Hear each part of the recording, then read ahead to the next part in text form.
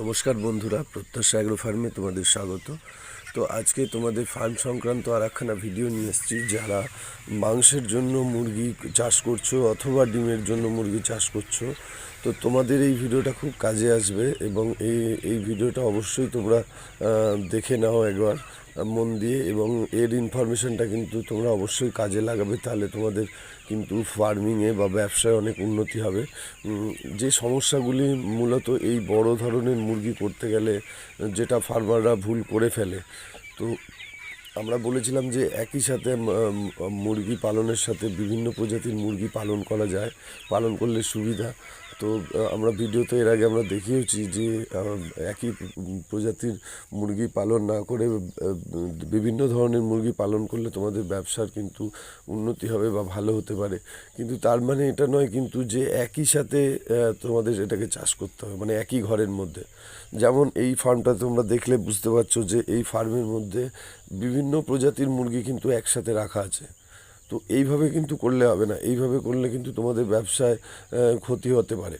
কারণ এখানে যদি তোমরা দেখো বিভিন্ন প্রজাতির মুরগি একসাথে রয়েছে, তো সেক্ষেত্রে কিন্তু তারা একে অপরের সঙ্গে মারপিট করতে পারে, এবং সবচেয়ে বড় হচ্ছে যে বড় হয়ে যাওয়ার সাথে সাথে তারা কিন্তু ইন্টারক্রস হয়ে যাবে বা নিজেদের আলাদা প্রজাতির মধ্যে মেটিং করে ফেলবে।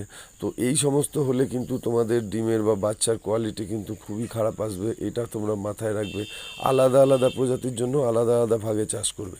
আর যারা এইভাবে খাঁচাতে চাষ করতে চাইছো, তোমরা কিন্তু খাবার এবং জলের সিস্টেমটা বাইরের দিক দিয়ে দেবে।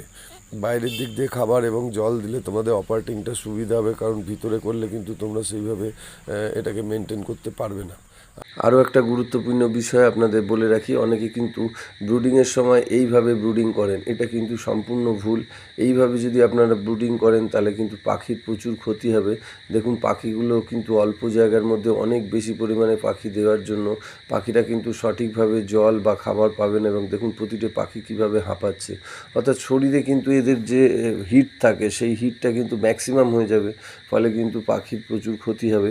এবং মনে রাখবেন যে এই ব্রুডিংয়ের সময় যদি অত্যাধিক পরিমাণে পাখি দিয়ে দেওয়া হয়, অর্থাৎ অল্প জায়গায় পাখির পরিমাণ বেশি থাকলে সেক্ষেত্রে কিন্তু আপনার ব্যবসার ক্ষতি হবে এবং সমস্ত পাখিরা জল বা খাবার কিন্তু সঠিক মতো পাবে না।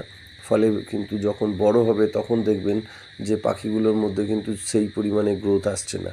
ফলে এটা কিন্তু সবসময় মাথায় রাখবেন যে জায়গা বা স্পেসটা, এক একটা পাখির জন্য যে বরাদ্দ জায়গা, সেই জায়গা স্পেস যেন কখনো কম না হয়।